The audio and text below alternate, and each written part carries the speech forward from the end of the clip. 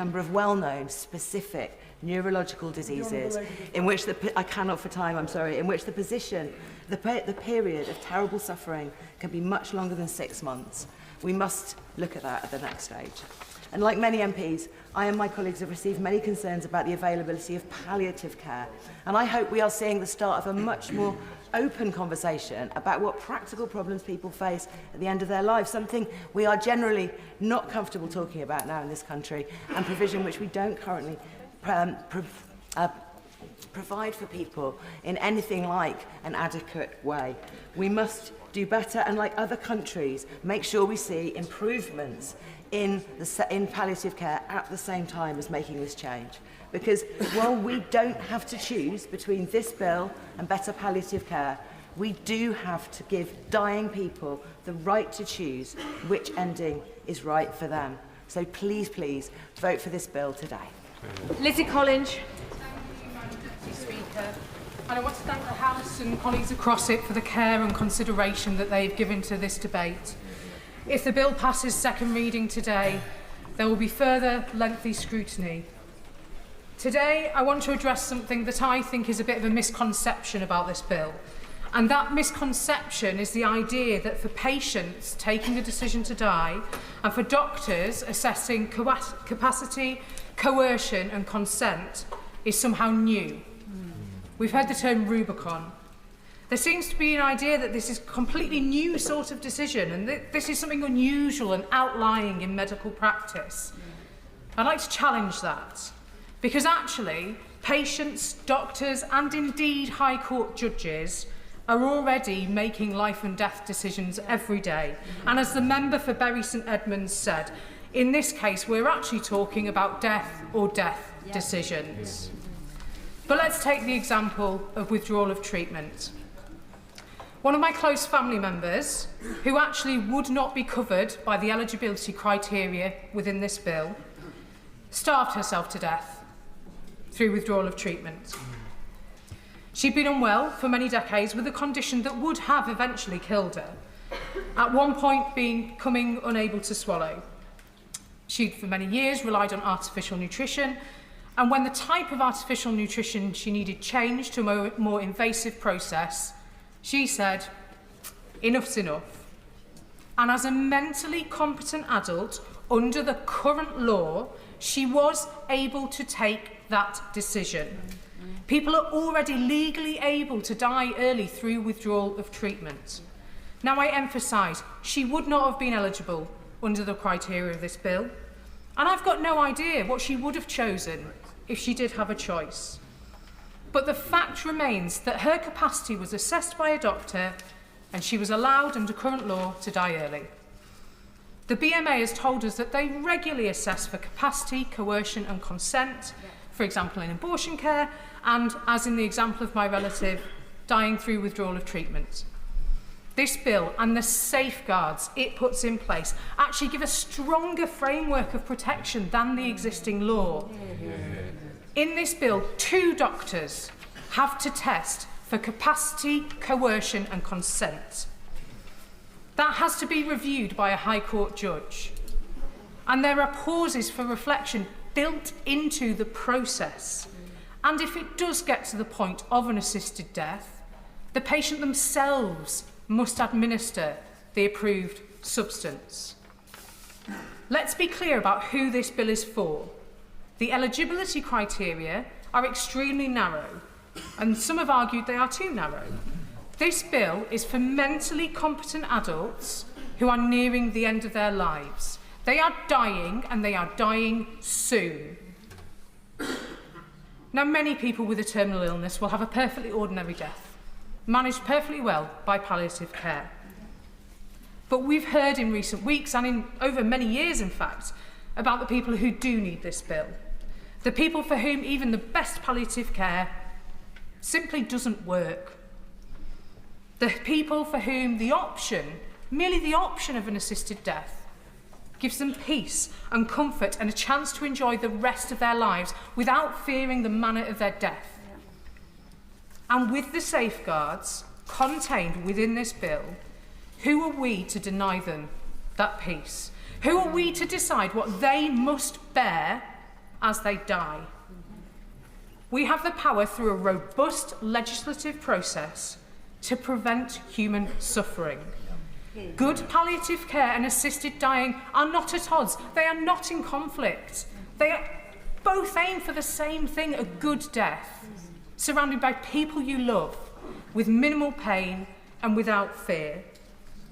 Today we can vote for that in the sure knowledge that if it passes second reading, this bill will undergo intense further scrutiny to ensure it is a good law that works in the way that it is intended to do.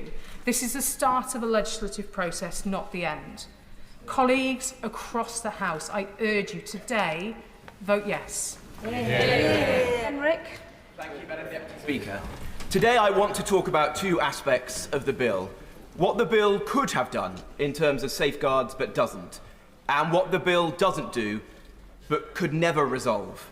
On the first point, I want to talk about the safeguards, and in particular the legal and judicial ones, which I think are grossly inadequate.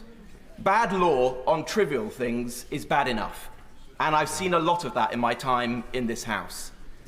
Bad law on matters of life and death is unforgivable. We've spoken about the role of doctors. Let's think about the role of judges. The test which is to be applied is a low one. It is the civil law threshold. This is a balance of probabilities. This means that a judge could see real risk of coercion and still sign off this individual for assisted death. If the threshold was not reached of 50% or more, the judge would sign off the individual. Next of kin is not informed.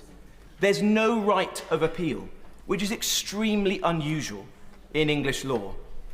And the process is conducted in secrecy. It could be done on papers alone.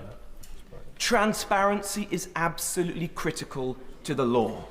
It's one of the oldest principles in our English legal system. I think of people like Jeremy Bentham, who spoke hundreds of years ago, and they said that evil can arise in secrecy. It is publicity that is at the heart of justice.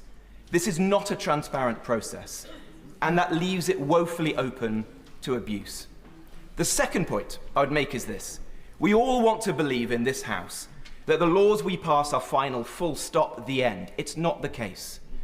And I worry, in fact, I am certain that as night follows day, this law, if passed, will change. Not as a result of the individuals in this chamber or in the other place, but as a result of judges in other places.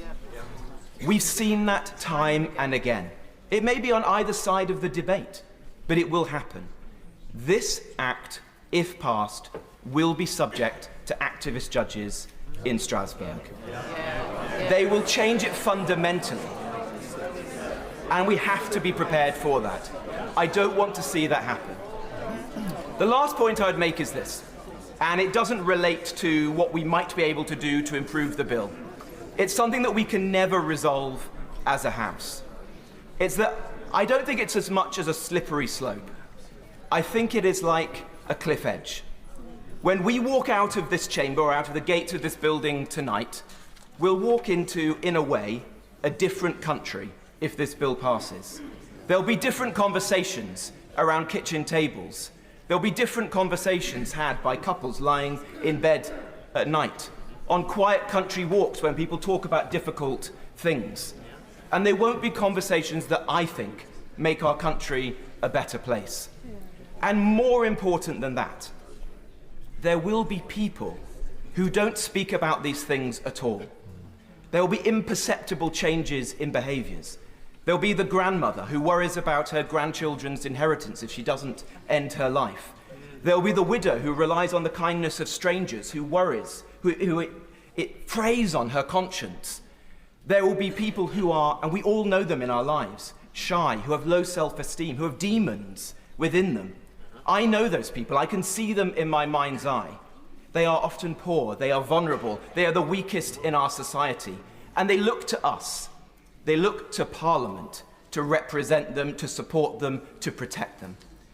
In their interests, I'm going to be voting against the bill today. Sometimes we have to fetter our freedoms. We, the competent, the capable, the informed, sometimes have to put the most vulnerable in society first. Florence Shalami. Thank you, Madam Deputy Speaker. I wanted to start by commending the comments from the Honourable Member for Runnybridge and Weybridge, because I think he outlined some of the complications with this legislation as it stands. I also wanted to put on record my admiration for the Right Honourable Member for Birmingham Leadbeater, who in my opinion has been disgracefully singled out for her support of this bill in comparison to others. The bill before us today is potentially the most consequential piece of legislation that's been considered during my time in this House. And it's at the heart of the matter of why I came into politics. A lot of us have spoken about coercion, and it's about providing a voice for the people who don't often have one of their own. It is this principle that has guided my decision to oppose this bill today. I know that there are sincerely held beliefs on both sides of this debate, and they can seem completely at odds with each other. But it is my firm view that everyone speaking today shares the same goal, a more compassionate society in which everyone can live and die with dignity. But, Madam Deputy Speaker, true compassion should have equality at its heart. It is for this reason I cannot support the proposals as it stands. We must recognise the hard truth that health inequalities are wide and persistent. We know that black and minority ethnic disabled people have far worse health outcomes than the national average. I've seen this firsthand, caring for my mother, who suffered with sickle cell anemia. As a teenager, I would be by her side when she was in excruciating pain, explaining to a doctor who would not believe her when she told him she needed life-saving medication. And sadly, this is still the reality today. I'm reminded of the death of Evan Smith on the 25th of April at North Middlesex Hospital. Evan suffered from sickle cell too.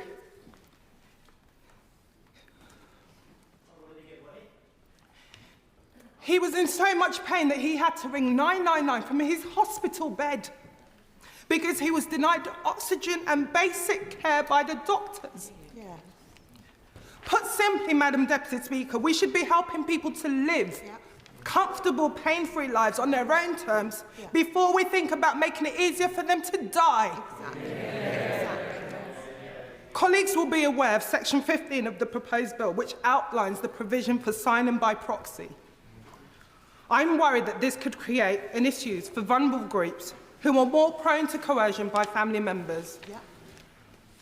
And as many members have already said, assessing beyond doubt if someone has been put under pressure or coerced will be difficult if this legislation is passed. Even the legal experts seem to have a disagreement on this.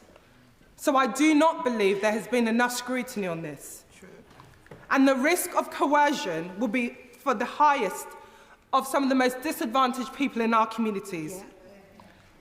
As a society, we risk pushing people to seek an early death.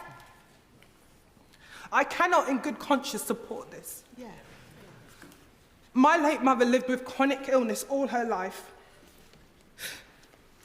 And I knew that one day her pain would be too unbearable for her. But she did not let that limit her. She wanted to live. And I believe this bill would protect the wishes. This bill would not protect the wishes of people in her situation today. Because freedom in death is only possible if you have had freedom in life. And I will close by asking this, Madam Deputy Speaker. How can we be possibly satisfied that this bill would deliver equality and freedom in death when we do not yet have this in life? Colleagues, continue to work with me. I'll try and get as many people in. Liz Saville-Roberts.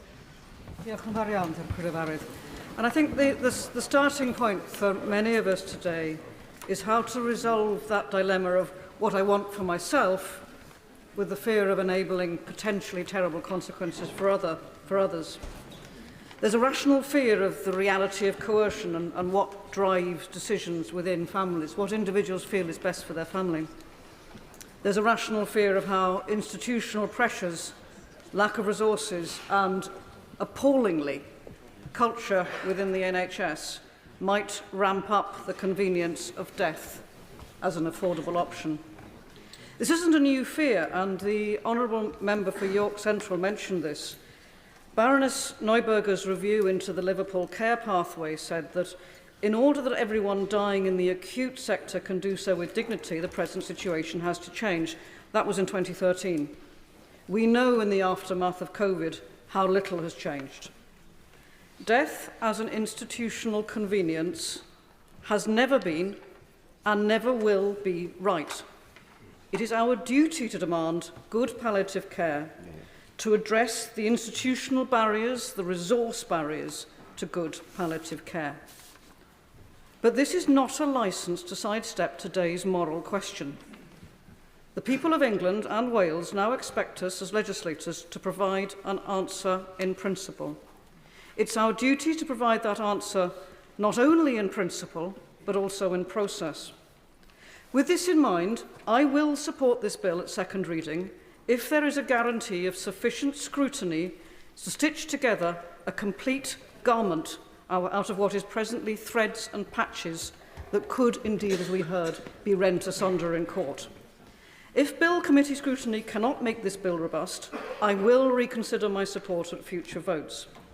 And surely this House can ensure that there is both cross-party and small party representation on the Bill Committee rather than conventional party proportionality, which of course we are today on a free vote.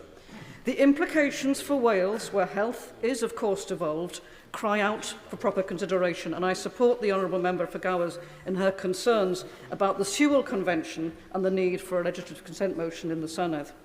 It's equally true, of course, not just in Wales, but for remote and deprived communities where ill and dying people already suffer disproportionately inadequate health services. And to close, I want to pay credit to Iola Dorkin of Morfanevin, who I have known for over 30 years, who is presently dying of motor neurone disease. She wears a brace that her husband has adapted to make more comfortable. Today, she is on respite in a hospice in Holyhead. That is 50 miles away from her home. That is the reality of people's lives as these things stand. We need a change in the law. Dr. Simon Offer. Thank you, Madam Deputy Speaker. I am one of those medical practitioners, sometimes known as a doctor, and I've been a GP for 30 years, and about every year I have 4 or 5 cases of palliative and terminal care that I look after. So I have got quite a lot of experience in this, and I'd just like to make some very quick observations of what I've noticed. First thing is, a lot of patients who are dying of cancer ask you whether you can curtail their life and finish their life a little bit early. That's a very common thing they ask. I've had 2 patients go to Dignitas on their own without family members because the family members were fearful that they would be arrested on their return. And we've been discussing this giving a double dose of morphine, and I think a lot of doctors, almost all doctors in terminal care, have probably done this, double the dose of morphine, knowing it might, curtail the patient's life. That's a big fudge. That puts me in a very vulnerable position, particularly since we need to resolve that. Can I also say in this debate, I think we're getting a little bit confused between palliative care and assisted dying. Now, a lot of people who receive excellent palliative care still request assisted dying. They're not mutually exclusive. And I totally support what everyone's saying about really developing palliative care. It's really important. But that does not go instead of assisted dying. The things go together. Assisted dying is one of our tools in palliative care, as I see it, as we go into the future. A couple of things about coercion. So coercion is this sort of thing I will need to, or people like me will need to assess. Now, if someone says they feel a burden, that immediately is not a good reason to me to approve an assisted dying. And doctors are trained in this. They're trained in assessing capacity, as the Right Honourable Gentleman said, but we're also trained in trying to find out the reasons why someone wants to end their life. And so I think it's judging doctors harshly to say that they will not spot coercion. I think the slippery slope, actually, interestingly, the only change in Australia was that they found the judiciary review actually didn't add much to the process. But otherwise, doesn't seem to be a slippery slope as long as the legislation is carefully done. There was... Yes, certainly. I thank the honourable member for giving way, and he opened by referring to himself as a doctor and medical practitioner. Perhaps he could help with the difficulty I have with a bill I would dearly like to support, and that is the provisions in it that allow the Secretary of State to bring forward regulations so that the independent doctor can be an alternative medical practitioner according to those regulations. And there's also a section in which makes the court look an optional process. So I do worry that there aren't the protections in here for two doctors. Perhaps he could help with that. I do think it's the right thing for this bill to have two doctors and a judiciary review, because this is new legislation, and we must be sure it's safe. It's incredibly important, these safeguards, certainly. So I'll finish simply by saying that as a doctor all my life, I've been trying to empower patients to make their own decisions over their health care. And this is a great opportunity to do that. I had one patient who had a terminal diagnosis that hung himself. The family were devastated. It was a horrible way to die. And I felt we'd failed as a medical profession. Let's not fail as a government and a judiciary and Houses of Parliament. So please support this bill. Dr. Luke Evans. Madam Deputy Speaker, members, how do you want to die? How do you picture your own death? It's a question we rarely ask ourselves, but one that every one of us will face. And for me, I hope it's with peace, surrounded by loved ones, free from pain, content with a life well lived. That's the gold standard. And good palliative care strives to make that ideal a reality. And let me state unequivocally, we need to support palliative care. But today's debate is not about whether or not we support palliative care. It's about what happens when we can't provide a solution. What happens when palliative care doesn't work or can't work? The truth is, members, palliative care has limits, and there are limits to palliative care. Consider the cases that keep doctors and surgeons awake at night. The likes of the inoperable neck cancer eroding away into the carotid artery, a literal bloody time bomb that no one knows when it will go off. And do you know what modern medicine's answer to that is? Keep dark towels nearby for the blood. Counsel a partner or family on what it's like to find someone bleeding out. There is no cure. There's no respite. What would you do? Currently, for these patients, we can offer no agency over their end, no alternative to this terrifying death. Can we truly say that's compassionate? So I ask you, should we not even offer those suffering at least the chance of dignity in their death? And this is what the bill stands for. To reject it at second reading is not just to vote against assisted dying, it's to silence the debate for another decade, to say that the status quo is acceptable, to say it's fine for those who can afford it to fly to another country, while others are left here without recourse. I can't accept that. For what is this House for if not to empower people, to give them the tools to shape their lives and, yes, their deaths? Today we have the chance to put compassion into action, to offer choice who are facing the ultimate sacrifice. And I hugely respect those members who take a different view. And I simply and gently say to them, there are consequences too. Those intractable cases will still be there, with no solution, no choice in this country, and no resolution to their suffering. And those who are understandably a little unsure Well, if you do have doubts about the safeguards, about the implementations, and I agree some are valid, then let the debate continue.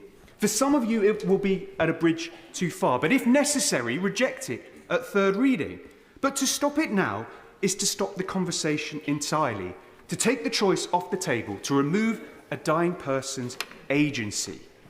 So when all is considered, I ask again, how do you want to die? James Frith. Thank you, Madam Deputy Speaker. This bill asks us to make a profound and irreversible decision to the principles of our health service and end-of-life care. With end-of-life care funded too often on a shoestring for many, this bill takes our focus to ending life, not improving living, as life draws to a close with terminal illness. I believe it poses significant risks. Our wider societal, cultural norms will be changed forever. Those that refuse to acknowledge this prospect now do so with the benefit of things as they are now. And my point is that this context, this concept, changes immediately today if the bill is passed. The safeguards may sound rigorous on paper, but the strained state of our NHS means many patients do not have a consistent relationship with a named doctor. We are attributed to health centres nowadays, not named doctors. Someone's consideration of this decision could depend on which doctor they see, one who raises assisted dying as an option versus one who refuses. A deeply troubling prospect with this bill. The ideation of assisted dying will become a ballot. We know now that there is a range of assisted dying views across our GPs, and so we cannot deny that who you end up seeing with your terminal illness might be how you end up.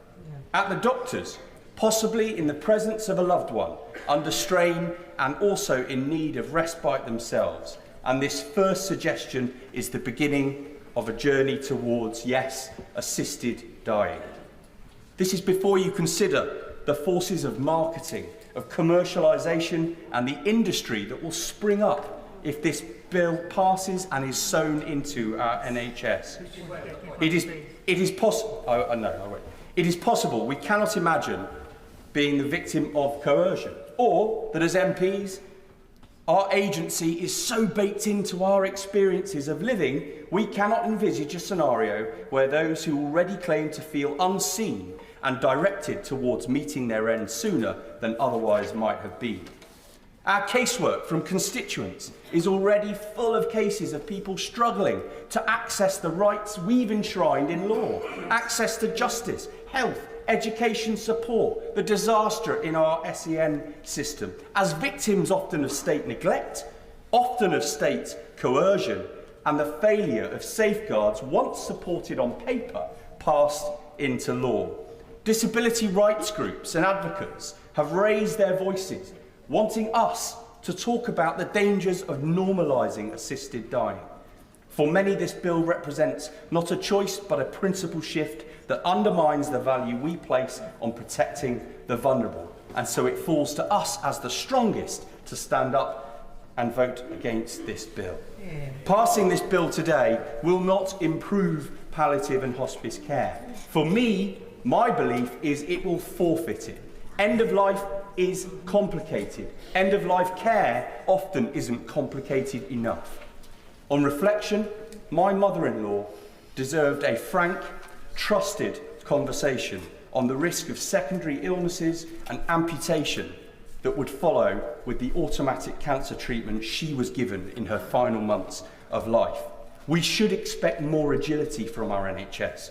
And whilst dying is the ultimate binary experience, end-of-life care should be more sophisticated, more personalised.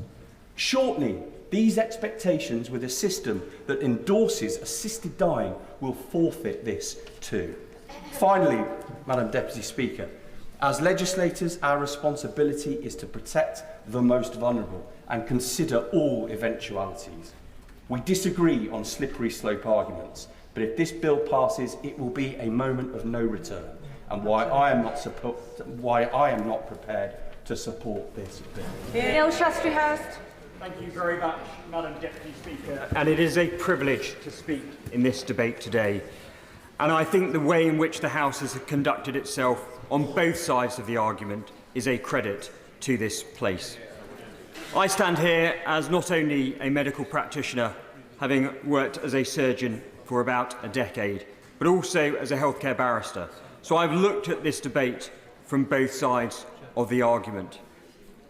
And I have been deeply moved by some of the stories I have heard by patients who are facing a terminal illness. I'm also instructed by my own experiences, my personal experiences of my relatives, but also those patients who I failed. I failed because I did not give them the good death that they deserve, despite the very best efforts of palliative care. And it's true that we can improve the palliative care offering in this country, but it is not a binary choice. It is not a choice of palliative care or assisted dying. It is a choice of having the option of how you want to have autonomy over your body at the end of your life. I understand the concerns in this House. I do, I genuinely do. But this is not the point to cancel the debate. This is the point to engage in the debate. This is the point that we move it forwards, that people could contribute to that in the committee stage and say how this can be improved, and we can work together to make a societal change, to improve our society and to support those that want that ultimate choice in those last days. Thank you very much, Madam Deputy Speaker. Paula Barker. Thank you, Madam Deputy Speaker. I am honoured to rise in my support to this bill, and I am proud to support my honourable friend, the member for Spen Valley, as one of the co-sponsors of this bill. In my city of Liverpool, data shows that 74% of people are in favour of assisted dying. I have been privileged to correspond and meet so many of my constituents who have shared their views and personal stories with me, spanning both sides of this important debate, and I thank them all. As we've heard today, there are strongly held beliefs on both sides of this House, and I absolutely respect those with differing views to myself, and I hope that they respect my own views, even if we disagree. Long before I entered this place, I have been an advocate of assisted dying, with the appropriate safeguards to alleviate unnecessary suffering. My own mum cared for my dad during his cruel battle with cancer. Sadly, not even the best palliative care could provide him with a good death. And I do believe, Madam Deputy Speaker, that there is such a thing as a good death. At its core, this bill is sensible, safe and compassionate. But above all else, it places human dignity at its heart. In respect of palliative care, this bill isn't an either-or. I, along with many other campaigners for assisted dying, fully support improving palliative care, and it has been proven that end-of-life care has improved in several countries because of assisted dying reform. And I hope if the bill passes that the UK will also belong to that list. Palliative experts, including those opposed to law change, admit that some people's suffering is beyond the reach of even the best palliative care. I also don't believe if this bill finally becomes law, it will create a slippery slope. As the Right Honourable Member for Sutton Coldfield eloquently said, in Oregon, terminally ill adults have had a legal option for assisted dying for more than 25 years, and not once has it been expanded to include other groups. No, I'm sorry, I won't. Every year, around 650 terminally ill people take their own lives. Countless others who are more affluent make the choice of the long, arduous journey to Switzerland, all without any protections in place. I don't want choice to only be available to those who can afford to pay. That is not just or equitable. Finally, Madam Deputy Speaker, just like many other private members' bills that have gone before, that have looked to bring about social reform, such as abortion, divorce, and the decriminalisation of homosexuality, this is an historic moment and an opportunity, if taken, to give real dignity to those who have reached the end of life and want a choice, while also respecting the views who don't want to take that choice. Thank you, Madam Deputy Speaker. This is a really humbling subject to speak in. I'd like to put on record my thanks for the member from Spen Valley for bringing this important issue before the House today. I've witnessed firsthand the cruelty that a terminal diagnosis brings. The son of a single mother, my grandparents were like second parents to me. Each struggled with their own incurable cancer diagnosis. At Christmas dinner in 2019, my nan, who could no longer eat and was clearly in a great deal of pain, turned to me and said, "She's ready to go. It's time now," she added. It was that night that I reflected on how, as a society, we shy away from discussing death. We park it away, prioritise more immediate, palatable subjects. But it is impacting members of our communities day in, day out, from terminal diagnoses to medical treatment, and ultimately their final days. This really matters to me. In my maiden speech, I pledged to campaign for greater control in those final days and to afford those with terminal diagnoses the right to end their lives in dignity. This is not an argument against palliative care. Some wonderful Macmillan nurses made my nan's final months as comfortable as possible. And I agree absolutely with many members that have raised the issue today, that we need to be doing more to support our palliative care sector. But good palliative care and a dignified end of life are not mutually exclusive. Nor do I seek to control those who have strong religious beliefs. Those who believe that only God can take life have the complete freedom to wait for that moment, but that is their choice. Many have legitimate... I'm not taking any interventions. Many have legitimate concerns about safeguarding. Of course, the most vulnerable should not be coerced into making a decision, but this bill introduces specific offences for this. Indeed, this combined with sign-off by 2 independent doctors, judicial oversight and a period of reflection means that there are robust mechanisms in place to protect the most vulnerable. I'm not giving way. These details are vital, but so is our humanity. Being with my nan in the warmth of her own home, surrounded by a loving family, after months of excruciating pain and no hope, I knew there and then that she should be able to choose her time to say goodbye to her family. She, like so many others, had had enough. An understanding and compassionate society should not stand in the way of her right to choose. You can see the profound impact this has had on me and my belief in the importance of end-of-life care and choice, and it's enabled me to understand a crucial distinction that is at the heart of this emotive debate. This isn't about shortening life. This is about shortening death. For those members who support the principle of this bill, but who are concerned about the specifics of the safeguards, I would urge you to support it today at second reading. Further debate can be had during committee stage if honourable members feel that changes are required. This bill provides the choice to shorten death, a right that an empathetic and considerate society should afford its citizens. Dawn Butler. Deputy Speaker, and I thank the member for Spen Valley and the way this debate's been conducted. Yesterday we buried Tony Waugh, GMB officer, a really good friend. He was diagnosed with prostate cancer. He beat it once, but it took him in the end. Early this week, the cancer community lost Nina Lopez. Nina Lopez had stage 4 triple-negative breast cancer. She was given 6 months to live in 2018. 6 months to 6 years, and she taught us how to dance through her fro days. As we've heard, it's not an exact science when somebody's given a 6 month to live diagnosis. As a patron of Black Women Rising, a cancer charity that deals with black women and minoritised women through their cancer journey, recently somebody said to me, they was given 6 months to live, and they said to me, "I'm ready to go." They said, "I've had a good life and I'm ready to go." 6 weeks later, they're now fighting to live. Now, the thing is, if we'd focused on just the fact that she was ready to go and wanted to die, it would have all been very different.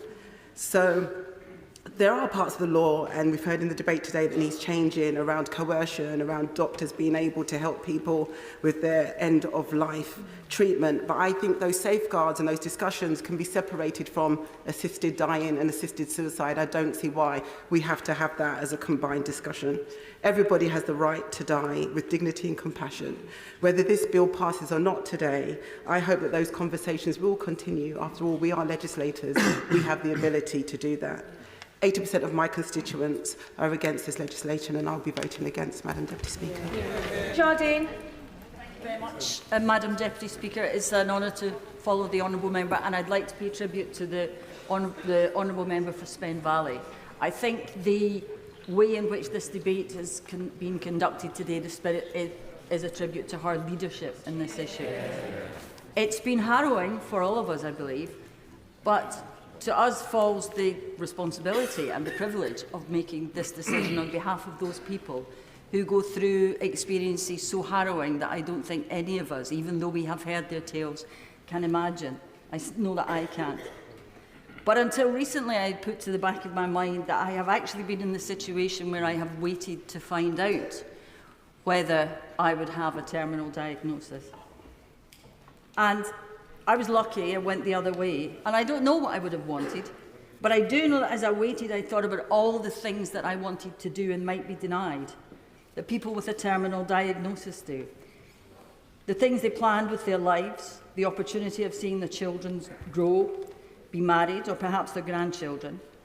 And I know that when we came here today, we were all aware of that, and we came and we thought seriously about it, about the implications and about the need for palliative care. But I would say to the House, it is not our job to say that palliative care needs to be improved and the NHS cannot cope, therefore we shouldn't do this. Our job is to say we need to improve palliative care so that the NHS can cope, so that we can do this. And on the safeguards that are needed and included in this bill, I believe that they're there. For those with religious beliefs, which mean they cannot countenance bill, I understand their concerns and I respect them.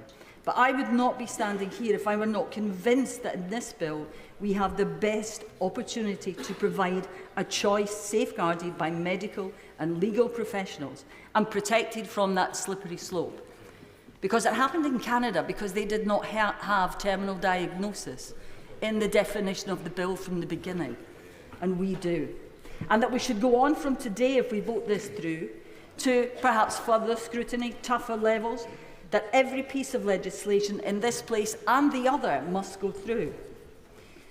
I respect everyone's concerns and belief in this today, but I would also ask them to respect, and ask all of you to respect, those who have already been denied so much in their lives, those things that I said that they might want, that they might be denied. Because we have a choice today. We can lead a national conversation which examines the issue before all of us, dissect this bill line by line and check its effectiveness. Or we can vote to close it down today. And then the country, the families who are suffering, they will be denied the light that they want to see thrown on this issue, the voice that they want their loved ones or perhaps themselves to have. Madam Deputy Speaker, we have, many of us, watched loved ones die difficult deaths. And we have, over the past few weeks, months and years in politics, heard harrowing tales and spoken to families who've had no choice but to watch their loved ones pass in the most harrowing of circumstances, or make an expensive, for many, a prohibitively expensive trip to Dignitas alone. I can't help about those things that they have been denied by the cruelest of fates. And I would say, surely, we cannot deny them choice at the end of life. Fuchs. Deputy Speaker, I want to start by thanking my honourable friend for Spen Valley for the incredibly sensitive and thoughtful way she's conducting the passage of this bill, consulting widely with terminally ill people and their families, medical staff, lawyers and faith leaders, and those on both sides of the debate. For me, I have two very personal stories about why I support a change in the law. Last year, my dad's health took a turn very much for the worse. He had sepsis, kidney failure and heart disease, and he'd lived with Addison's disease for almost 50 years. he was given the dreaded news that he only had a few months left to live. His last few weeks I would not have wished upon anyone. He was in agony and suffering, his breathing was difficult, and he was in such pain. I struggled to see him suffer so much. But the nurses, doctors, carers, and my incredible stepmum were all without fault, and his palliative care was excellent, thankfully. He was able to die at home with me, my sister, and my stepmum by his side. But seeing him suffer so terribly convinced me we had to have a change in the law so that people who are terminally ill have a choice. My second story is from Australia, where my brother lives. My wonderful sister-in-law, Kelly, sadly died of liver cancer that developed into bone cancer. She had a fractured left arm, fractured pelvis, fractured sacrum, cancer in her spine. At 54, Kelly was far too young to die. Her cancer was particularly painful and unforgiving. As she lived in Victoria, she was able to register for assisted dying. For her, that was incredibly comforting. To know that if she needed to, and only if, she could stop the suffering. She didn't need it in the end, but she did have the option. And in her darkest days and her fearful days, that brought her and my brother incredible peace of mind. I've heard similar stories of suffering in the hundreds of emails sent to me by constituents over the course of the last few months. People want and deserve access to both the best palliative care as well as a choice if they are terminally ill. The protections in the bill are strong. The evidence underpinning the bill is strong. I was there for my dad's final week when he was in so much pain, and I was there right at the end holding his hand.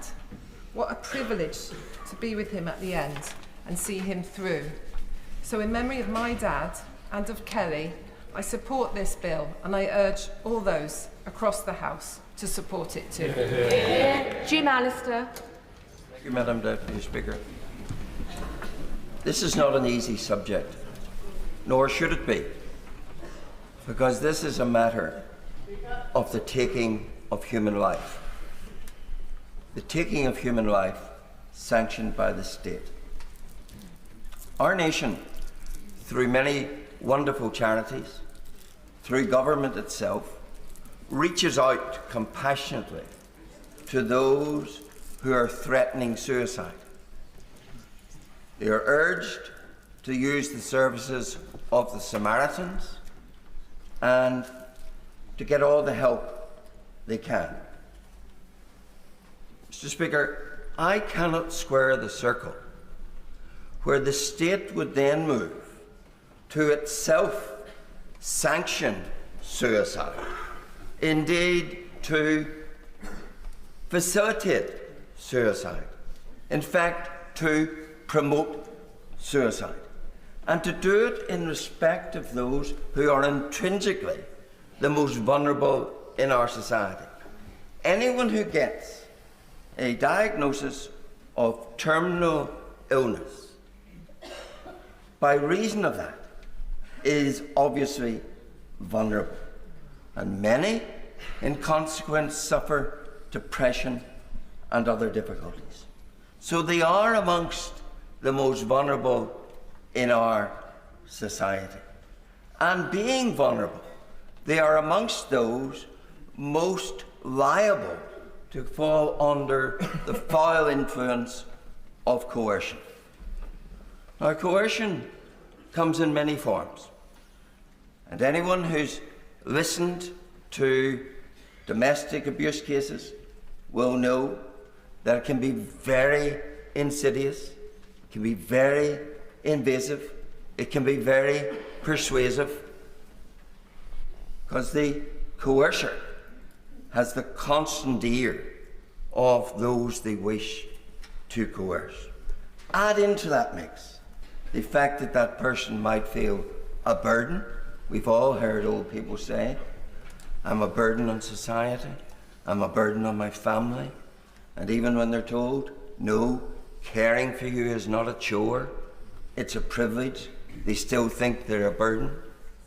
And if in that background, if in that matrix, there still is the pernicious influence of coercion, then I think the thought that people reach a reasoned, considered, independent opinion is a fallacy. And it is those people that this House should be protecting above all. And this bill does not protect people in that situation. Oh, we're told 2 doctors, a judge. Well, a judge, he doesn't have to, but he might decide to hold a Zoom call with the applicant. He's not to know if sitting in the corner of the room, out of camera, is the coercer. So where is the protection in that? So I do say to this House, this is an issue that cuts to the very quick of our fundamental duty to be the protectors of the most vulnerable. And it is no part of the state's function to be promoting, assisting the end of life for people who could be in that condition, and you'll never know how many are in that condition. So, for me, Mr. Speaker, I can't, I won't vote for this bill. Ruth Jones. Thank you, Mr. Speaker. And it is an honour and a privilege to speak in this debate and to follow so many honourable colleagues who've made such powerful contributions. And I especially want to thank the honourable member for Spen Valley, who's no longer in her place, for all the work that she's done on this bill. All the colleagues across the House who've been working together so collegiately, and all my constituents from Newport West and Eastline who have written to me in their hundreds, and the experts as well who've shared their views with us. Everybody here in this room, in this chamber, wants a good death. But we do know at the moment palliative care across the UK is chronically underfunded, mostly charity raised, and certainly it's very much a postcode lottery. I want to pay tribute to all the hospices that are working around the clock. They do an amazing job on very, very stringent budgets, and especially mine, St David's Hospice and the Hospice of the Valleys, who do amazing work there. But we have to remember that although we're talking about people here who have very, very powerful stories who are in the chamber today, we legislate for all, and that means making sure our legislation is safe and proofed for the future, future-proofed. So things like presuming consent, I do have some concerns with the bill. When the door is opened in this bill, my worry is it will be widened, as it has been in other places like the Netherlands, like Belgium, like Canada. These things will happen. Over 65 private members' bills were passed in the last Parliament. No bill had more than one session in committee. The average length of debate in the committee was 35 minutes. Just over a quarter had any amendments made in it at all. And I know the Honourable Member for Spen Valley has said she's willing to extend it, and I welcome that, and I will be pressing her for that to make sure it is safe. Because if we are going to vote, and I'm going to personally vote against, if the vote is going to be to carry it forward, scrutiny is crucial at all points of the bill coming forward. I know that others, we've talked about terminal illness today, but intractable pain is something that people live with every day, and that's an issue. And certainly in my 30 years as a physiotherapist, I've seen good deaths and I've seen bad deaths, and we all want to make sure we get the best for our constituents. We need to make sure end-of-life care is sorted, and this debate has been good in that we have talked. I've certainly talked to my family, and I know my lovely mum of 89, who's disabled, housebound, widowed, has said, yes, it's all very well talking about assisted dying. We need to talk about assisted living as well, because that's most important. Quality of life is crucial here. We need to make sure that we are here to legislate for all. That's why I'm voting against the bill today, but I thank you for the opportunity to explain. Sakib Bhatt. Thank you, Mr. Speaker. I just want to start by first of all acknowledging not just the importance of the debate, but thank the member for Spen Valley for bringing this debate forward, because I think it is an important debate. I'm going to be voting against the bill today, but I still think it's an important discussion to be having, not least because there are many, many of my constituents who believe that this is the right thing to do, and there are of course many who feel that this is not the right thing to do, and I think that's why we've shown the very best of what Parliament can do here today. But for me, when I came to my conclusion, it wasn't isn't because of some sort of zealotry or evangelism. I completely acknowledge there are those people who go through some very difficult situations where they lose the normal faculties that they have, and or they can be in immense pain. But I also think we need to be clear about what we're talking about here today. We are talking about the wholesale change of how the state deals with death, and that is really, really important, because of course that places a number of scenarios upon people, upon society, upon the medical profession, and for me, I think it puts at great risk actually some of our most vulnerable people. And part of the reasons I'm going to be voting against this today, because I think the slippery slope arguments are very, very valid in terms of what risks they produce, because we are talking about medicalising death and placing an undue burden on our health professionals and legitimising a role for the state in the death process. I'm not going to give way at this debate.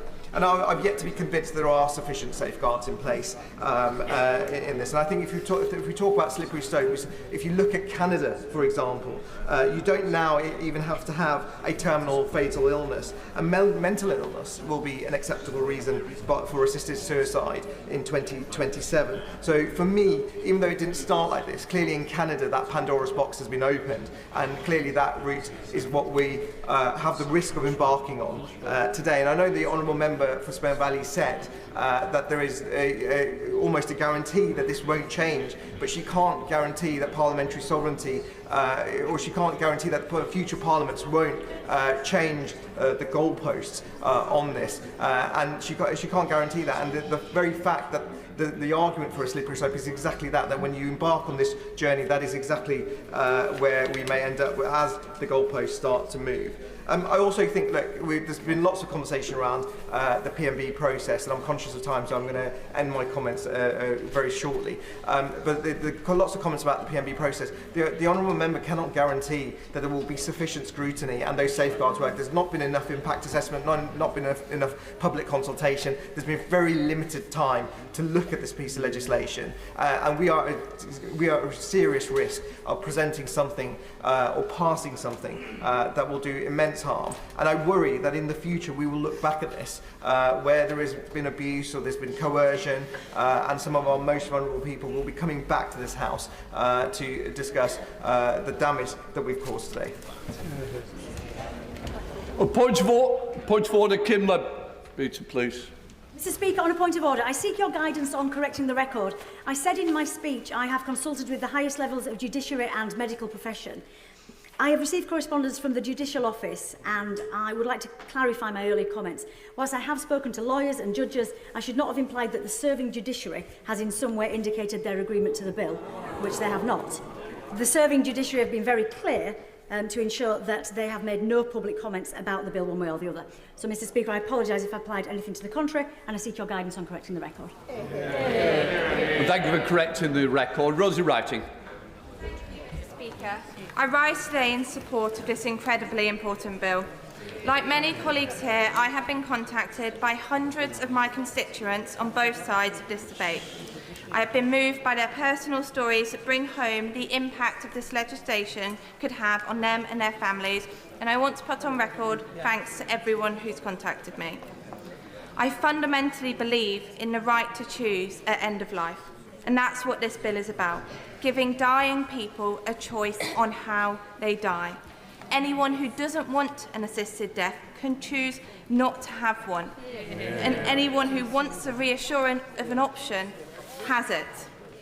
Mr. Speaker, my constituents' stories and stories shared today by colleagues across the House have shown me that it is truly unacceptable to maintain the status quo. Without a change in the law, terminally ill people will continue to face the end of their life with a very limited range of options. Some travel abroad to help to die, but it is only an option with those with financial means to do so. Choice at end of life shouldn't only be an option for those who are financially stable or the desperate. Death should be peaceful and pain-free, and this bill gives the opportunity to make that a reality. There is no doubt in my mind that this bill, so carefully considered by my honourable friend for Spen Valley, would be an improvement to the lives and liberties of my constituents and those across the UK who are terminally ill, and I urge members across this House to vote for it at a second reading. Mr. Speaker, I want to end with the words of one of my constituents who said, "We have some of the most amazing caregivers in this country who provide compassionate care in the most difficult of circumstances, and that gives comfort. But I feel no one should be forced to know how the book ends when they were only part way through it, without having the choice to put the book down and choose one with a better ending." Idle speech, Vicky Slade. Thank you, Mr. Speaker. We do not need to choose between palliative care and supporting those who want to make their deaths better. It is so fantastic to hear everyone from across every part of the chamber have a shared commitment to funding more palliative care. And I hope that the Secretary of State and his team will hear that and go further in knowing that you have our support in investing more. But until they do, we cannot condemn those who are at their end of life to terror, to loneliness, to being forced into horrible circumstances. Whilst listening to this debate, I've been concerned by some of the comments, and so I've reread the bill as I've sat here, and I'm concerned that there has been a suggestion that mental health conditions would be allowed. It is not clause 2.3, and that people might not be offered surgery or other treatment. They must, clause 4.4. It is also worth noting that the suggestion of a person being coerced could be protected by forcing someone to disclose to the very family who may be coercing them. The witness in clause 5.2.2 and the periods of reflection allow that independent person to be present at those appropriate times. I have already shared publicly my own family death journeys, and I wear them here on my jacket. But today is not about them. Today is about all of those people who need this.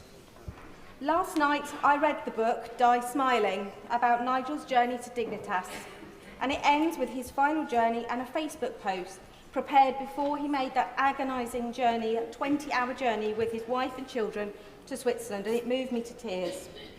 But most people cannot afford that option. Most do not want to put their families at risk of prosecution. They want death on their own terms. Gary lives in my constituency of Mid Dorset and North Poole, and he asked me to tell you his story of dying with liver cancer. He knows the end stages will be brutal, and he wants to decide when enough is enough. Gary told me, "Death does not worry me at all. Dying a slow death with my dignity stripped away terrifies me. So when my time is right, I will kill myself, alone and afraid. My sick dog will not have to die alone and afraid, but I am forced to do so. I want to die on my terms. How can this be right?" Tracy, who was a palliative care nurse, told me, "I've witnessed many end-of-life patients, and I cannot say, hand on my heart, that many of those patients had a peaceful death. I left palliative nursing as the emotional trauma became too much. There are neither the range of medications or symptom relief treatments available for many of the harrowing things people are forced to go through in their last days and weeks of life. This bill is about compassion and humanity, and we must listen to the voices of dying people." Come to Shadow Minister, Dr. Kieran Mullen. Thank you, Mr. Speaker. And today the focus is rightly on backbenchers, so I'll limit my remarks and I won't be taking any interventions, mindful of your advice on time. It's not for me to make the case for His Majesty's opposition, as we've not taken a collective view, and like many members, I've struggled greatly with this decision. I don't believe there is a perfect choice to be made today, just different versions of imperfection. And my time working as a doctor in A&E has made me sympathetic to both sides of the argument. I've seen the pain in the eyes of relatives who want to ease the suffering of their dying loved ones. But I've also held the hand of frail elderly people forgotten by their families, feeling themselves to be nothing but a burden. Reduced to its core, we're facing a difficult dilemma, Mr. Speaker. Access to assisted dying could reduce suffering for the terminally ill, and that is a choice some people would like to have. And some people would make that choice without any undue pressure. If we vote against this bill today, they won't have that choice. I caution against avoiding facing up to that hard moral reality by arguing that whatever people may fear about dying can always be managed by modern medicine. For all it can achieve, modern medicine cannot achieve everything. We've heard examples today of the worst illnesses that do more than cause pain. The member for Bury St Edmunds and the member for Hinckley and Bosworth described dying from a catastrophic bleed that takes your life in a panicked final moment. And of course, the treatments we may use to help people with pain often rob them of what they may sincerely feel to be their own independence and dignity.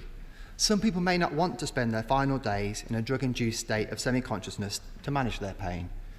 Those minded to vote against this bill should give this the greatest possible consideration.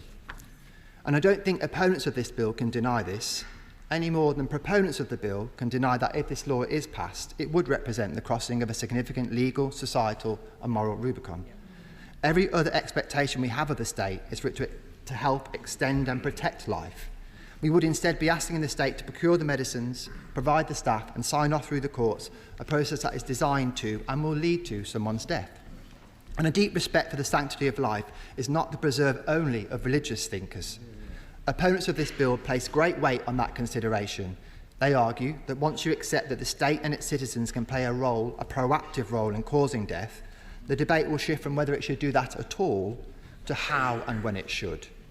It may be that we pass this legislation and no other in future, but those who have the utmost concern about even the possibility of an expanded bill may vote against this one as the surest way for them personally to stop that happening. And the mother of the House argued that coercion is not limited to the selfishly motivated relative directly pressuring a vulnerable person. It can be as simple as knowing people in the same position as you could and did choose to die. Some members worry that people will then ask themselves not just, do I want to die, but should I want to die? So where does this leave us? All of us can make a sensible and reasonable case for our positions and even point to care and compassion as we see it in support of our view.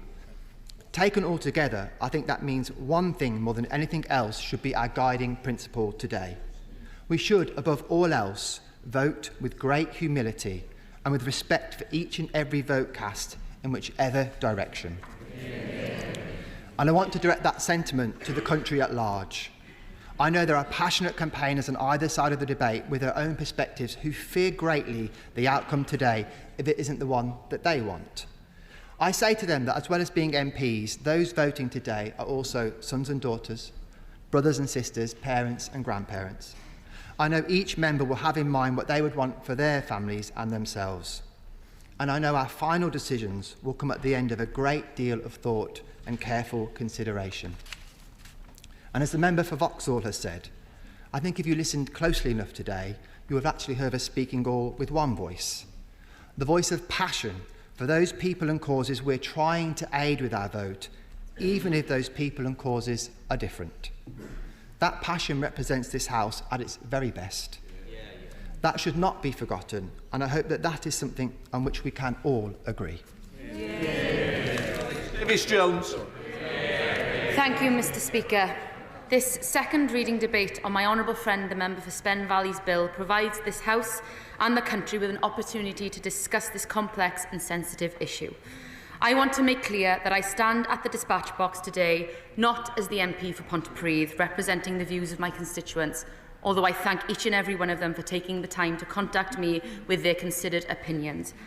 But I stand here today as the Government Minister responsible for the criminal law in this area contained in the Suicide Act 1961 in England and Wales. As the Government remains neutral on this topic of conscience, and out of respect for my ministerial colleagues who are not able to outline their views in today's debate, I will not be sharing my personal opinions on this matter. I will, however, be taking part in the vote. With all that in mind, Mr. Speaker, I will keep my response brief and I will not be taking any interventions. The Government is of the view that any change to the law in this area is an issue for conscience for individual parliamentarians. It is rightly, in our view, a matter for Parliament to decide rather than one for Government. Accordingly, these benches will have a free vote should the views of the House be tested today.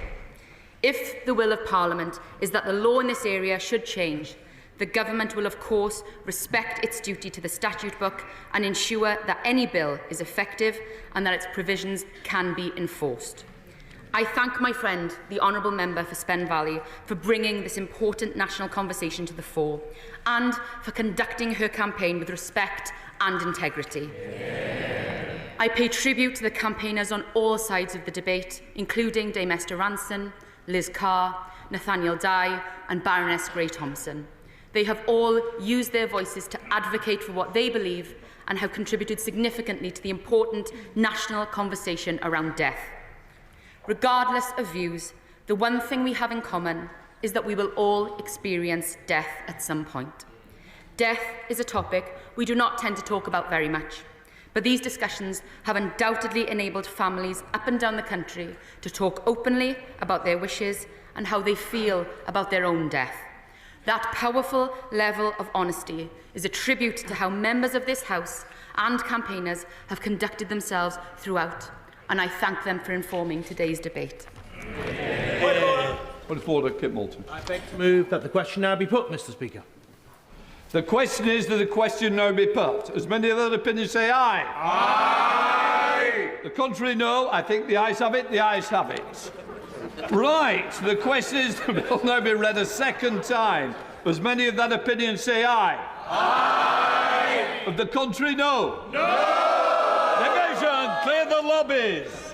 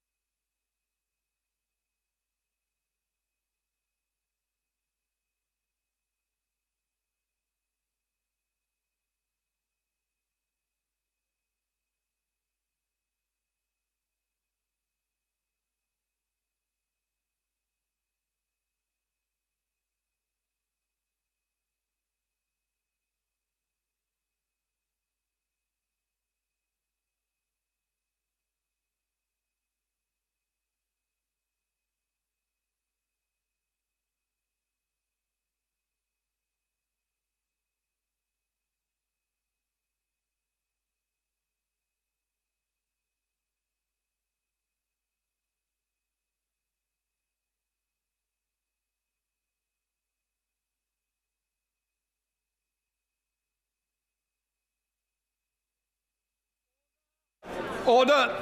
Sit down. The question is that the bill now be read a second time, as none of the opinions say aye. Aye. The contrary, no. No. Tell us for the aye, Sir Owen and Bambos Chorlombos. For the noes, Dame Harriet Baldwin and Florence Session-Lomi.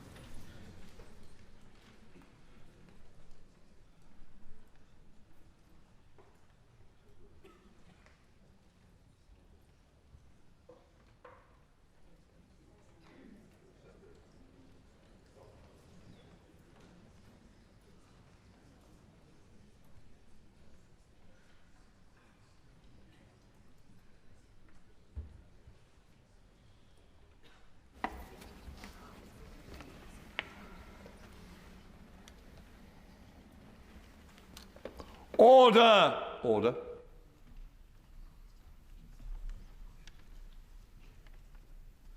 The ayes to the right, 330. The noes to the left, 275.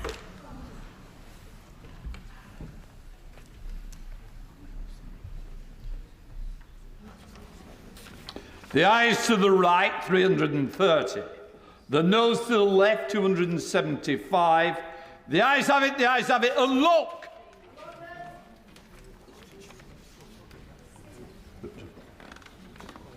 Right, does the member in charge of the bill wish to move the motion number 2, Kim Leadbeater?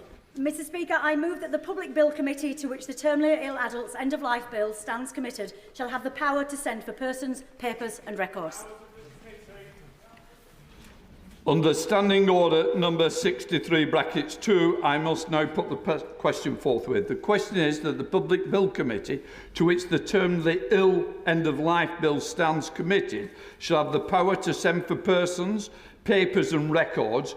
And many of that opinion say aye. Aye. The contrary, no. I think the ayes have it. The ayes have it.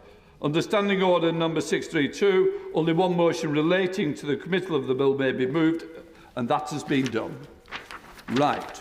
Thank you, everybody. We're going to move on to the Ferrets Bill first, if people wish to leave. Thank you, Mr Speaker.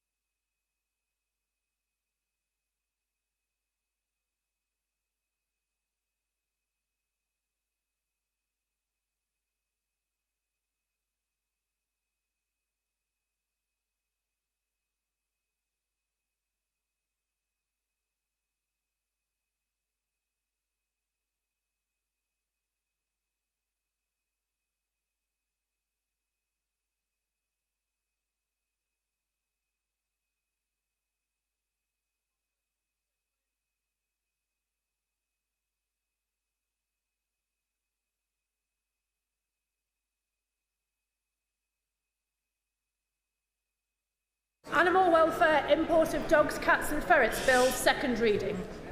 Dr Danny Chambers. Beg to move that the bill be now read a second time. And we know that there's tens of thousands of puppies illegally smuggled into the UK every year. It is a huge animal welfare problem. This bill will help close the issue of having mutilations in dogs. As a veterinary surgeon, we see many dogs that have got cropped ears, we've got dock tails. This is illegal to perform in the UK, and we know, and people are performing it in the UK and then claiming that the puppies have been brought in from abroad. So if we ban puppies coming in from abroad with these mutilations, it'll be a huge benefit to animal welfare. The other thing this bill will do is protect public health, because we know a lot of these tens of thousands of dogs being brought in are not being tested for diseases such as rabies, which can affect people as well. And this is also serious organised crime. And preventing tens of thousands of puppies being brought in to the UK will help us tackle these criminal gangs that are doing that. So, in the interest of time, I'm going to cede my time, but I'm really pleased to have cross-party support on this and the support of the entire veterinary profession. And I'd like to thank the Dogs Trust, the RSPCA, the British Veterinary Association for all the work they did to help make this happen. Thank you. The question of the bill now be read a second time. Dr Neil Hudson. Shadow Minister. Thank you, Mr Speaker. Mr Speaker, animal welfare unites us in humanity, As a veterinary surgeon, as a Member of Parliament and as the Shadow DEFRA Minister, I can proudly say that His Majesty's loyal opposition strongly supports this bill in the interests of animal health and welfare. Thank you very much indeed, Mr. Speaker. Can I congratulate the honourable gentleman, the member for Winchester, and thank him for bringing forward this important bill to Parliament. This government takes the issue of pet smuggling seriously, and earlier this year we made a manifesto commitment to end puppy smuggling. So that is exactly what we will do. I'm delighted to announce that the government will be fully supporting the animal welfare bill through Parliament. We stand ready to work with my honourable friend, the honourable gentleman, to clamp down on deceitful pet sellers that prioritise profit over welfare. This bill will crack down on pet smuggling by closing loopholes in the current pet travel rules. At present, illegal importers of dogs, cats and ferrets often exploit loopholes to bring in animals in under the guise of genuine owners travelling with their pets. This bill will close these loopholes by reducing the number of dogs, cats and ferrets that are permitted to be brought into Great Britain by a person under the pet travel rules. The limit will be reduced from 5 pets per person to 5 per vehicle and 3 per foot or air passenger. The bill will also provide us with powers to crack down on low welfare imports of pets. We will first use these powers to restrict the movement of heavily pregnant and mutilated dogs and cats into Great Britain. At the same time, we will also raise the minimum age at which puppies and kittens can be brought into Great Britain. This will be set at 6 months. We will also ensure that the non-commercial movement of a pet into Great Britain must be linked to the movement of its owner. To move under the pet travel rules, going forward, the pet and owner will have to travel within 5 days of each other. In the interests of time, Mr. Speaker, I'd like to thank the honourable gentleman again for taking forward this important bill. Look forward to working together to progress it through the House. I take it the member doesn't wish to come back. Good. Right, the question is that the bill now be read a second time. As many of that opinion say aye. Aye. Of the contrary, no. I think the ayes have it. The ayes have it. How dare we clap? I've had enough with Roger, not you. Right. OK. We now come to the next part. Clark. Palestine Statehood Recognition Number 2 Bill. Right, we go to the member in charge, Shaukat Adam. No. Right, the question is that the bill... It's 2:30. 2:30. Oh, we've missed it. 2:30. So that, to what day is it carried? January the 24th. January the 24th next year. OK.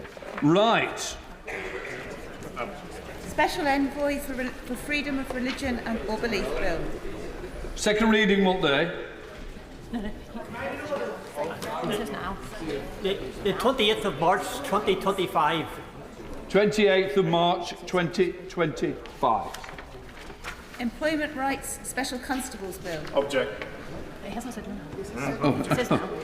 No. No. Object. Objection taken. Second reading what day? 11th July 25. 11th of July 2025. Health and Safety at Work, etc. Act 1974 Amendment Bill. Second reading what day? March the 7th. Object. Objection taken. Second reading. March the 2nd. March the 2nd, 2025. COVID-19 Vaccine Damage Bill. Object. Objection taken. Second reading what day? Friday the 6th of December, sir. Friday the 6th of December. Dogs Protection of Livestock Amendment Bill. No. Second reading what day? The question is... The question is that the bill now be read a second time. As many that can say aye. Aye. Contrary, no, the ayes have it. The ayes have it. Congratulations. Football Gender Inequality Bill. Who's in charge? No. Object. Objection taken. Second reading what day? 16th May 2025. 16th of May 2025. Children's Hospices Funding Bill. Object. Objection taken. Second reading what day? Friday the 24th of January. Friday the 24th of January 2025. Okay. We now come to public petitions. Sarah Sultana. Thank you, Mr. Speaker. I rise to present a petition on behalf of residents of the United Kingdom regarding the government's decision to increase the bus fare cap by 50%. Over 105,000 people have signed a related change.org petition. The £2 fare cap introduced in January 2020 has been a lifeline for people, providing access to work, medical appointments and family connections during a period of mounting financial strain. Despite this crisis being far from over, the government plans to raise the cap to £3 in January 2025, adding hundreds to annual commuter costs and risking isolation for vulnerable individuals. The petitioners therefore request that the House of Commons urge the government to reconsider the cap increase and call for sufficient support to ensure that affordable public transport remains accessible and sustainable through 2025 and beyond, and the petitioners remain, etc. Right. Clark.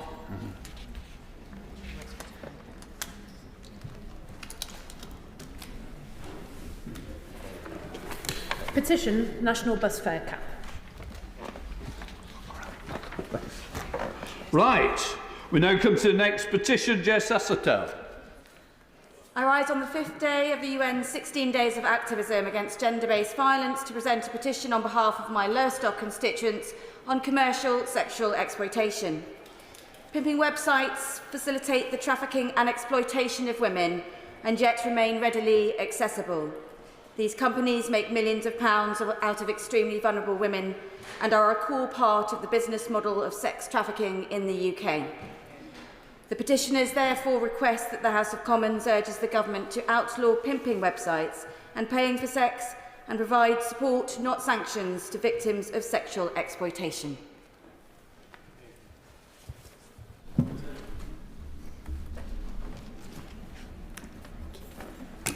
Petition Pimping Websites and Paying for Sex.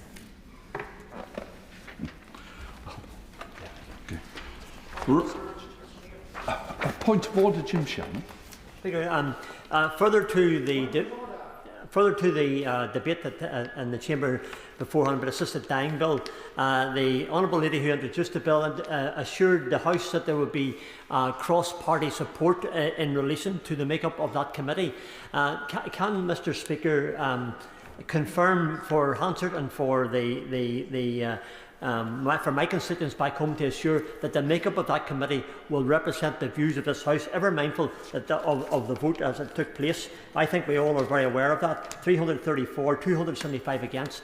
Maybe the committee can make up that their representation in the House accordingly. Thank you.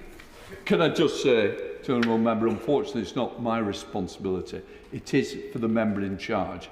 And I'm sure that that point will have been heard. And as I know the honourable gentleman well, I don't think he will leave it here, and I'm sure he'll be in contact with the member in charge to remind them. Right, let us move to the adjournment. I beg to move that this House do now adjourn. The question is this House do now adjourn. Emily Darlington. Thank you, Mr. Speaker. In January, Tia Simons was killed by her husband, her body hidden in a storage area in the loft of her home, lying face downwards, covered in clothing and bedding. In March, Wendy Francis was stabbed to death by her daughter's boyfriend, who also tried to kill her daughter. In April, Rachel McDade was strangled to death with a bootlace by her estranged husband, who had broken into her house. In June, Rita Fleming was drowned in the bath after sustaining serious head injuries from her fiancé.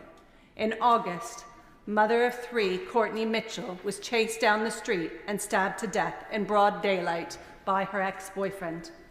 Every 3 days in this country,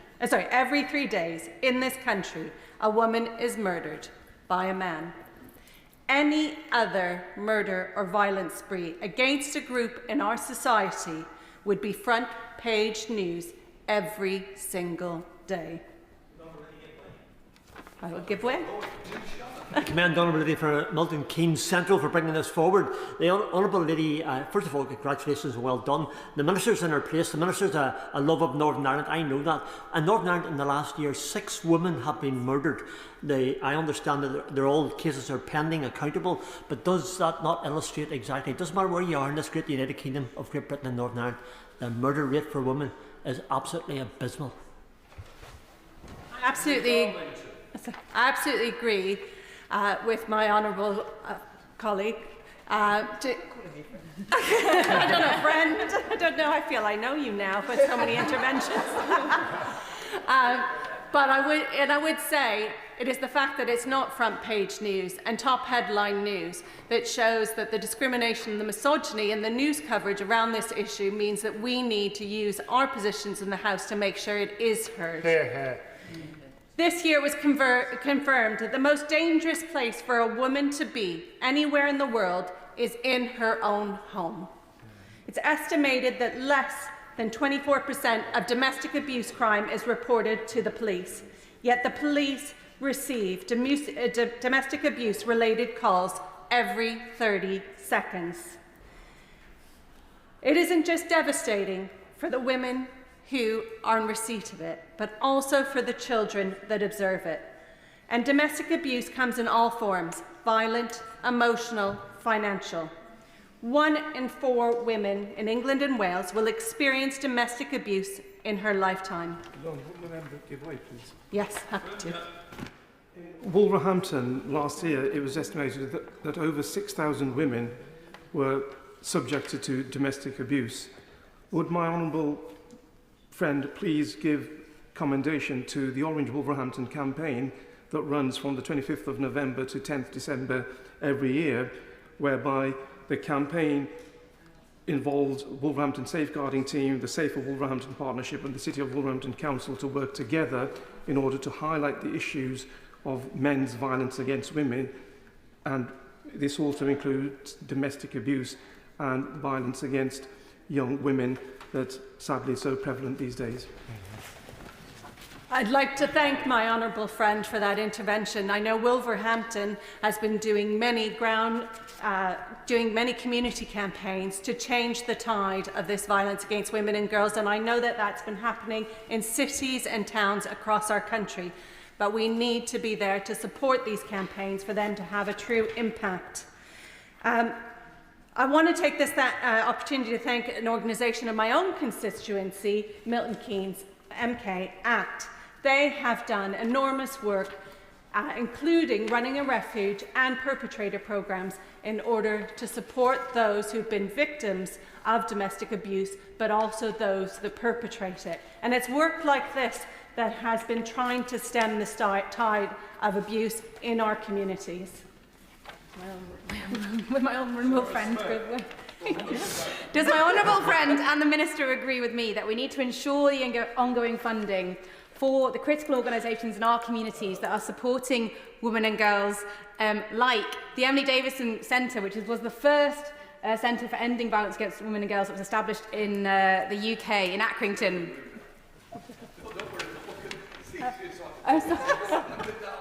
It's been a long day. And furthermore, apologies, Mr. Speaker, furthermore, that you might pay tribute to the amazing work of one of the councillors in my constituency, Samara Barnes, who is leading with the Safer Rosendale scheme on a brilliant scheme in Haslingden to ensure that Christmas parties are safer this year, following on for the very important development in legislation tackling spiking of people's drinks. Thank you, Mr. Speaker. I'm sorry, it's been a long day for all of us, and I really appreciate that members have stayed this late on such an important day. You're right. Waiting for the next intervention. But I do agree with my honourable friend that it is councillors in their local communities and organisations like her own that are making the difference, that are the place that women are turning to, because unfortunately the system is letting them down, not least around rape. Despite 5 out of 6 rapes not even being reported to the police, in the year ending July, almost 70,000 women courageously reported their rape. Only 2.7% of these ever made to charge in court, while for other crimes it's 7%, making it easier to get away with rape in this country than robbery. Under this government, the violence against women agenda, yes, happy to.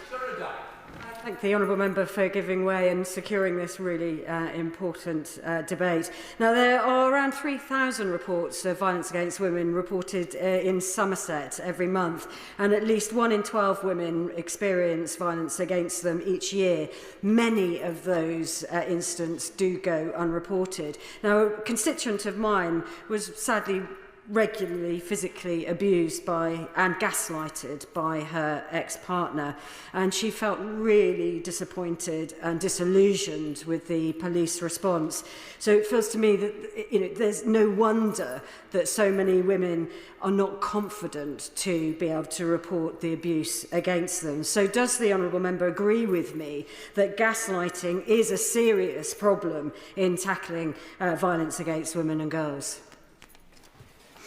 I thank the honourable member for her intervention. She's absolutely right, and we need to look at why women do not have confidence in reporting to police. And I would think that some of that will be because of the numbers that we've seen go through to prosecution and the worry that they may have that it will get worse for them before it gets better, and the protection that they may or may not receive. But I'm really proud to be part of a government, Mr. Speaker, that has declared this a national emergency. I'm proud of the work we've already done, committing to have violence against women and girls, the introduction of the domestic abuse protection orders to give greater protection to victims, Rahim's law to transform how police handle domestic violence calls, the introduction of workplace sexual harassment laws and new protections for victims of stalking and making spiking a specific criminal offence.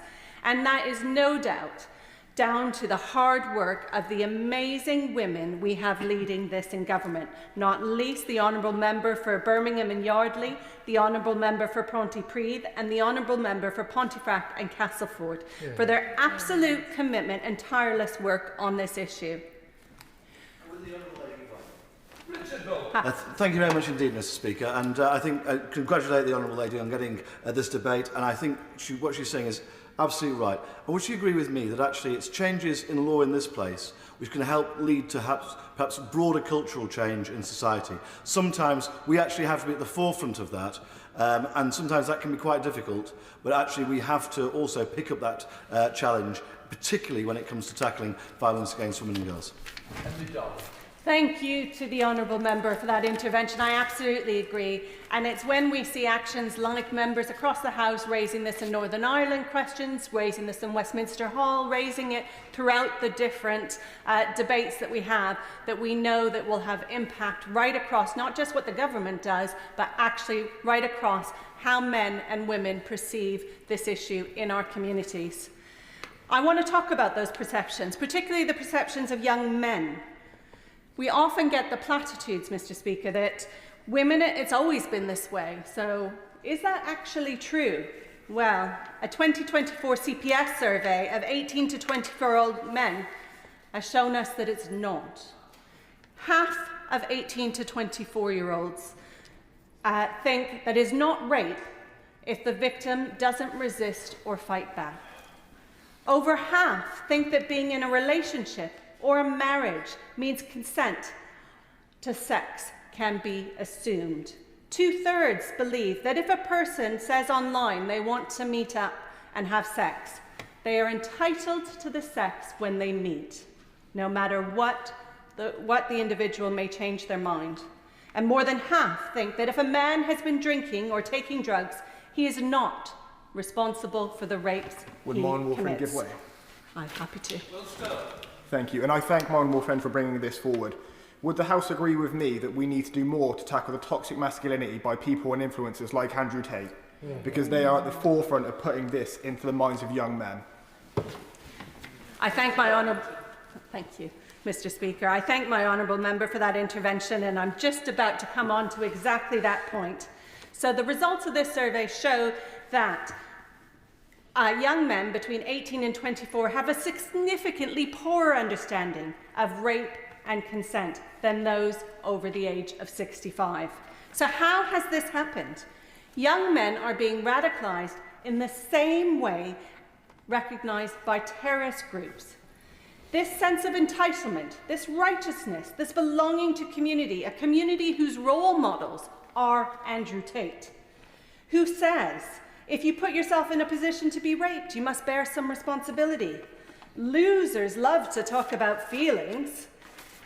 And when he talks about women, he says, grip her by the neck in a video viewed over 1.6 million times. 8 out of 10 boys between 16 and 17 know, watch, read, or listen to these videos. And almost half of them have a positive view of him. Would my honourable friend give way? Yes, I thank my honourable friend for bringing this debate and the way it's been conducted at the end of what is quite a long day. I think that I'm a proud champion of the White Ribbon campaign and have been for many years. It's based in my constituency. And key to that campaign is the idea that it starts with men. And it starts with men taking responsibility for how their friends act, how they act, and so forth. But in this place, we also have the job to legislate. And I wonder if you agree with me that part of that is making sure we get the education right. Because at the moment, the education system does not do enough to address this. And we can see that in the results. UK Feminista stats say that almost 4 in 10 girls who go to mixed schools have been sexually harassed while they're at school. This is not acceptable. You can't learn if you have fear.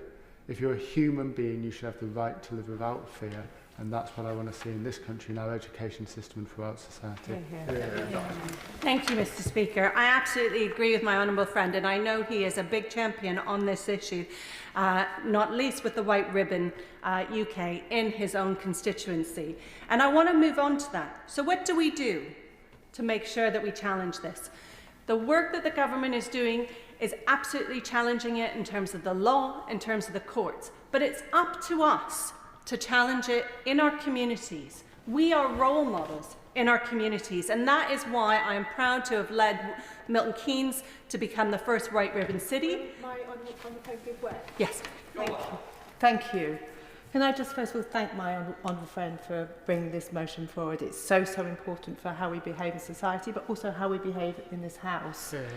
I've submitted an early day motion calling for DBS checks for all members, whether they're in the House of Lords or in the other place. And I think this will lead to greater transparency and openness and hopefully make us all feel much safer in the corridors of power. But more importantly, I think it gives the institutions that we visit, such as care homes and schools, much greater confidence about who they're letting in through their doors. So would my honourable friend support such a proposal? Thank you, Mr. Speaker. I'd like to thank my honourable friend who I know cares a lot about this issue, and I absolutely see the value in ensuring that whenever a Member of Parliament comes in, there should be no fear around that they are a person always that we can have confidence in around our elderly and around our children and around women in their own constituency. The theme of this year is It Starts With Men. Not all men are violent, but all men can help end violence against women and girls.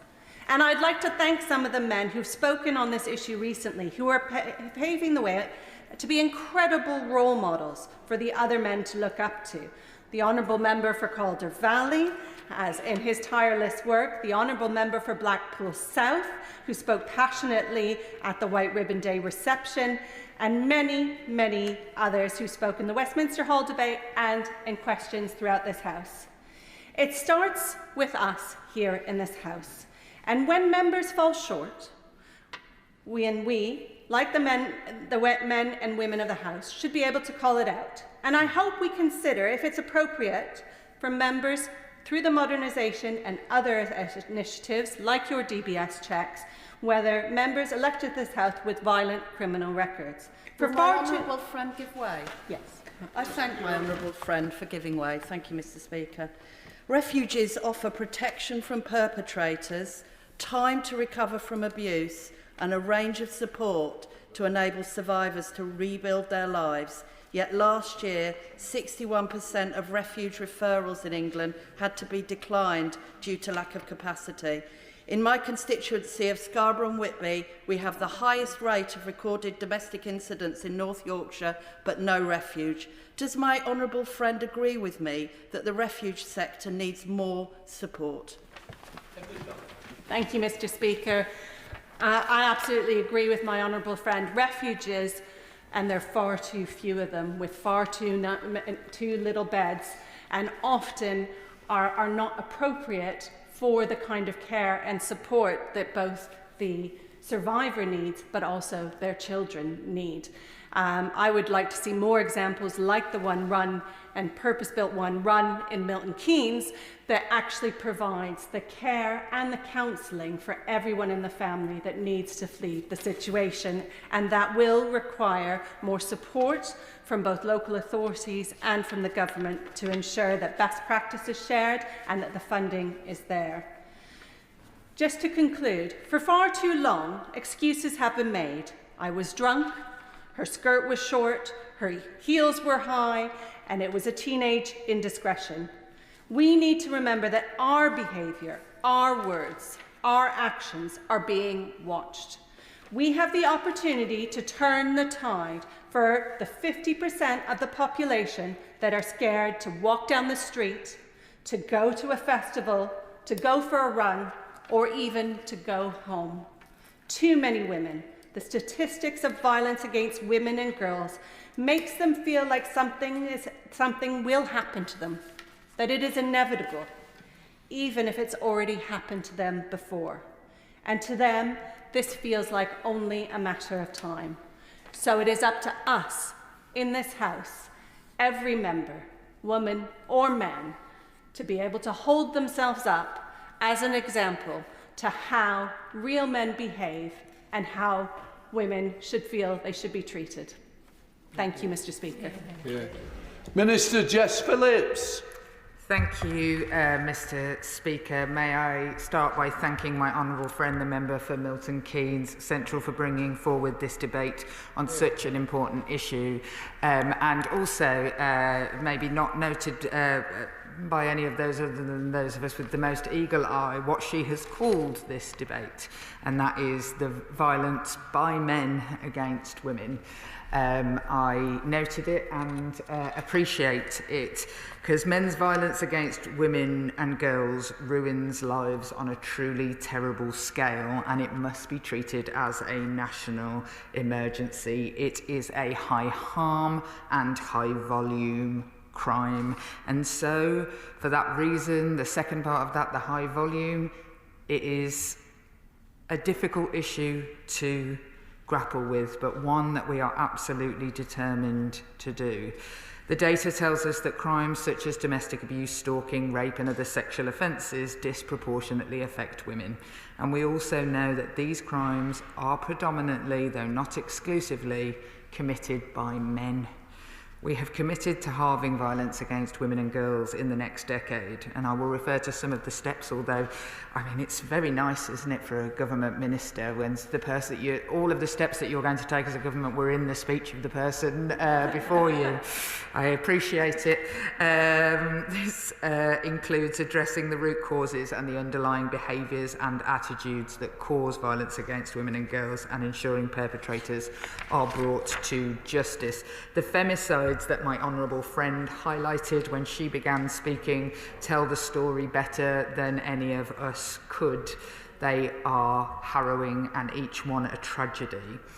And also, I think that to say a positive thing, that this Parliament, this new Parliament, which I have to say, Mr. Speaker, just behaved like beautifully in the previous debate, and I feel proud today to call myself a parliamentarian.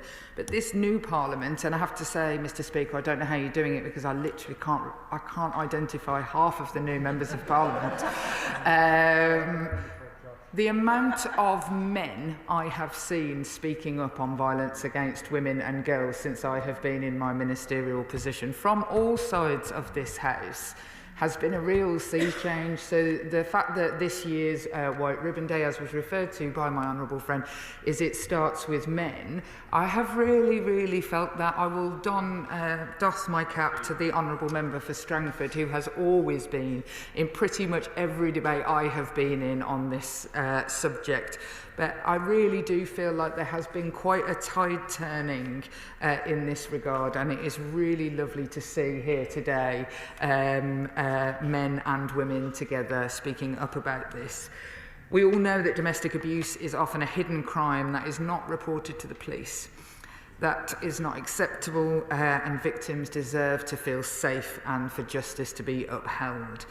In addition to relentlessly pursuing perpetrators, it is also essential that we prevent reoffending and ensure there is a comprehensive approach to perpetrators, from early intervention to targeting the most prolific and repeat offenders. This is why, as I outlined earlier, I didn't outline it. My honourable friend outlined some of the things that the government was going to do. We have implemented a series of bold measures designed to strengthen the police response to violence against women and girls and protect victims and hold perpetrators to account. I will give way. Thank you, Mr. Speaker. After a case of domestic abuse, my constituent dealt with over 2 years of delay before eventually the CPS decided not to proceed with the case, as the perpetrator hadn't carried out any further cases. With that in mind, does the Minister agree with me that we must address the delays in domestic abuse and the